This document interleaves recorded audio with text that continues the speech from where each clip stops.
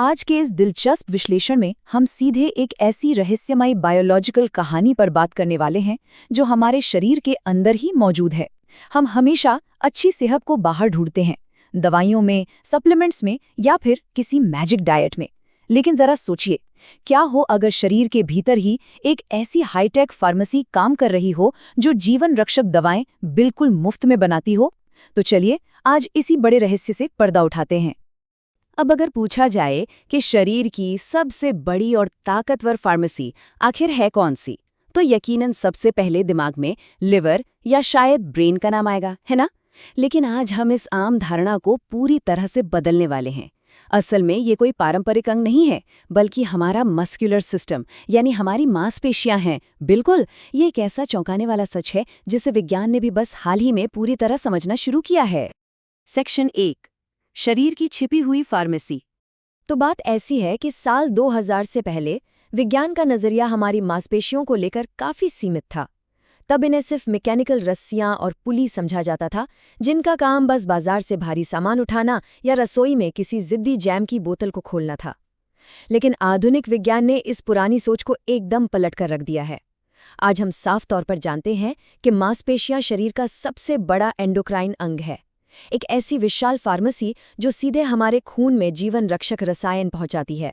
Section 2, आयरिसन और मस्तिष्क कोशिकाओं का विकास। इसे समझने के लिए हमें मायोकाइन्स पर बात करनी होगी। जब भी कोई मांसपेशी किसी रेजिस्टेंस या बाहरी दबाव के खिलाफ सिकुड़ती है, तो वो खून में सैकड़ों सिग्नलिंग अणु रिलीज करती हैं। इन्हें ही मायोकाइन्स कहा जाता है।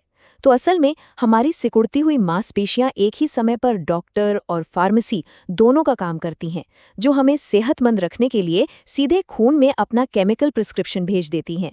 और इन्हीं मायोकाइन्स में से एक बेहद खास और शक्तिशाली नाम है आयरिसिन। जब भारी वजन उठाया जाता है या कोई स्ट्रेंथ ट्रेनिंग की जाती है, तो ये आयरिसिन मांसपेशियों से निकलकर सीधा हमारे ब्रेन तक का सफ़र तय करता है। इसकी सबसे बड़ी खासियत जानते हैं क्या है? ये ब्लड ब्रेन बैरियर को बड़ी आसानी से पार कर सकता है, जो आम केमिकल्स के लिए लगभग नामुमकिन होता है। जब ये आयरिसिन दिमाग के हिप्पोकैम्पस क्षेत्र में पहुंचता है, तो वहां एक कमाल का मैजिक शुरू होता है। ये BDNF यानी ब्रेन डिराइव्ड न्यूरोट्रॉफिक फैक्टर के उत्पादन को ट्रिगर कर देता है। अब ये BDNF क्या है? इसे दिमाग के लिए एक बहुत ही पावरफुल फर्टिलाइजर या खाद मान लीजिए, जो सीधे नए न्यूरॉन्स और मस्तिष्क कोशिकाओं के विकास को तेजी से उत्तेजित करता है। तो यहाँ सबसे अहम बात ये निकल कर आती है कि भारी वजन के खिलाफ मांसपेशियों को सिकोड़ना सचमुच दिमाग के लिए एक नया कॉग्निटिव इंफ्रास्ट्रक्चर तैयार करता है। सीधे शब्दों में कहें तो वजन उठाने से सिर्फ बाइसेप्स नहीं बनते, बल्कि दिमाग की नई कोशिकाएं भी विकसित होती हैं। और हाँ, ये प्रोसेस डिप्रेशन और एंग्जाइटी को कम करने में भी एक बहुत बड़ी भूमिका निभाता है। Section 3, glucose parking lot. अब जरा मेटाबॉलिक स्वास्थ्य को समझने के लिए इस एक नंबर पर गौर करते हैं, 80%। खाना खाने के बाद जब शरीर में इंसुलिन एक्टिव होता है, तो 80% ग्लूकोज हमारे लिवर या फैट में नहीं जाता, बल्कि वो सीधा हमारी स्केलेटल मसल्स यानी मांसपेशियों में जाता है। इस पूरी प्रक्रिया को एक बहुत ही शानदार उदाहरण से समझा जा सकता है।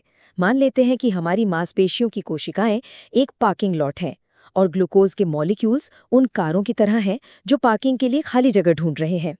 अब अगर शरीर में स्वस्थ और ज्यादा मांसपेशियां हैं, तो वो एक 200 स्पेस वाली बड़ी पार्किंग की तरह है, जहां ग्लूकोज रूपी कारें बड़ी आसानी से पार्क हो जाती हैं। वहीं दूसरी तरफ कम मांसपेशियों का मतलब है सिर्फ 50 स्पेस वाली एक छोटी सी पार्किंग। जाहिर है, जब पार्किंग फुल हो जाएगी तो ये कारें खून में ही भटकती रहेंगी, और इसी भटकते हुए ग्लूकोज को हम इंसुलिन रेजिस्टेंस या आसान भाषा में मधुमेह की शुरुआत कहते हैं। पर अच्छी खबर यह है कि यहाँ मांसपेशियों का एक और सुपर पावर सामने आता है। जब हम भारी चीजें उठाते हैं तो कोशिकाओं की सतह पर मौजूद ग्लूकोज ट्रांसपोर्टर्स एक्टिव हो जाते हैं। अगर डायबिटीज जैसी स्थिति के कारण कोशिकाओं का मुख्य दरवाजा यानी इंसुलिन सिग्नल काम नहीं कर रहा है या जाम हो गया है, तब भी वेट लिफ्टिंग ग्लूकोज के अंदर जाने के लिए एक पिछला दरवाजा खोल देती है। ये बिल्कुल किसी बायोलॉजिकल चीट कोड की तरह है जो दुनिया की कोई भी दवा नहीं कर सकती। आजकल के इस सोशल मीडिया वाले दौर में विजिबल सिक्स पैक एब्स को ही अल्टीमेट फिटनेस मान लिया गया है ना। लेकिन सच तो यह है कि विजिबल एब्स महज एक दिखावा या सजावट है। इन्हें बनाए रखने के लिए बहुत ही अनरियलिस्टिक कैलोरी रेस्ट्रिक्शन की ज़रूरत होती है, बिल्कुल वैसे ही जैसे किसी पुराने फर्नीचर के ऊपर आपने कोई चादर कसकर तान दी हो। इसके उलट जो असली मसल मास है वो हमारे शरीर का बुनियादी ढांचा है। ये सिर्फ शीशे में अच्छा दिखने के लिए नहीं है, बल्कि फालतू ग्लूकोज को साफ करने और हड्डियों को मजबूत बनाए रखने के लिए एक सख्त बायोलॉजिकल ज़रूरत है। सेक्शन 4, 30 मिनट का होम रूटीन। अब आते हैं काम की बात पर। फिटनेस विशेषज्ञ सुमाया अनवर ने ये 30 मिनट का रूटीन तैयार किया है, जिसे घर पर ही बिना किसी जिम मेंबरशिप के बड़ी आसानी से किया जा सकता है। इसमें 6 बहुत ही बेसिक बॉडी वेट मूवमेंट शामिल हैं। लेकिन ध्यान रहे, फॉर्म सही होना चाहिए। प्लैंक्स करते वक्त शरीर सिर से एड़ी तक बिल्कुल सीधा होना चाहिए। ग्लूट ब्रिजेस में सारा जोर एड़ियों पर होना चाहिए। लंजेस करते समय तिरछा मुड़ना है और सामने का घुटना टखने के ठीक ऊपर रहे। रोज करते समय अपनी पीठ को ऐसे सिकोड़ें जैसे दोनों कंधों के बीच कोई पेंसिल फंसी हो। स्क्वाट्स में ऐसे पीछे बैठें जैसे किसी कुर्सी पर बैठ रहे हों और छाती ऊपर रहे। और आखिर में पुशअप्स। इसमें कोहनियों को 45 डिग्री पर रखते हुए छाती के बल नीचे जाना है ना एकदम आसान? और इसे शुरू करने का तरीका भी एकदम सिंपल और लॉजिकल है। हर एक्सरसाइज के सबसे आसान वर्जन से शुरुआत करें। बस 6 से 8 रेप्स के 3 सेट। जब शरीर को लगे कि अरे ये तो बहुत आसान है, तो इसे बढ़ाकर 10 रेप्स कर दें। और जब 12 रेप्स भी बिना किसी परेशानी के होने लगें, तब जाकर उस एक्सरसाइज के थोड़े मुश्किल वर्जन की तरफ बढ़ें। इस तरीके से बिना किसी चोट के बहुत ही सेफ तरीके से शरीर की ताकत बढ़ती है।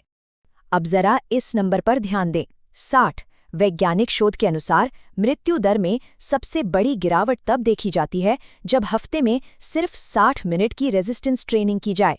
जी हाँ, रोजाना घंटों जिम में पसीना बहाने की बिल्कुल भी जरूरत नहीं है।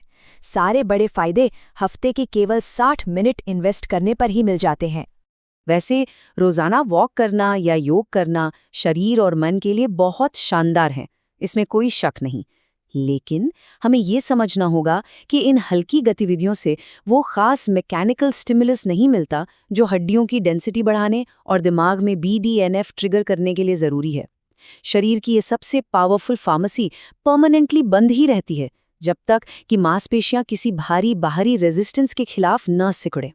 सेक्शन 5, कंस्ट्रक्शन क्रू को ईंधन देना। अब जब हमने इतनी मेहनत कर ली है तो इस आखिरी बायोलॉजिकल रिक्वायरमेंट यानी इस 1.6 नंबर को याद रखना बहुत ज़रूरी है। वर्कआउट के बाद मांसपेशियों की मरम्मत और उन्हें बड़ा बनाने के लिए शरीर के प्रति किलोग्राम वजन के हिसाब से कम 1.6 ग्राम प्रोटीन रोजाना चाहिए होता है। ये वो रॉ मटेरियल है जिसके बिना हमारी कोशिकाओं का रिपेयरिंग क्रू अपना काम शुरू ही नहीं कर सकता। और अच्छी बात यह है कि इस प्रोटीन की ज़रूरत को पूरा करने के लिए किसी भी महंगे पाउडर या सप्लीमेंट के डिब्बे खरीदने की कोई ज़रूरत नहीं है। हमारे आसपास ऐसे ढेरों सस्ते और बढ़िया ऑप्शंस मौजूद हैं, जैसे कि अंडे। ये सबसे सस्ते और हाई क्वालिटी प्रोटीन का सोर्स हैं। एक अंडे में लगभग 6 ग्राम प्रोटीन मिल जाता है। इसके अलावा हमारी रोज़मर्रा की डाइट में paneer, tofu, soya chunks, Greek yogurt और तरह तरह की दालें आसानी से शामिल की जा सकती हैं। ये सभी शरीर की प्रोटीन डिमांड को बहुत ही आराम से पूरा कर देते हैं। इस विश्लेषण के आखिर में हम एक बहुत ही गहरे सवाल पर आकर रुकते हैं। देखिए, उम्र का लंबा होना और बात है, लेकिन बुढ़ापे में बिना किसी के सहारे के अपनी मर्जी से चलना फिरना बिल्कुल अलग बात है।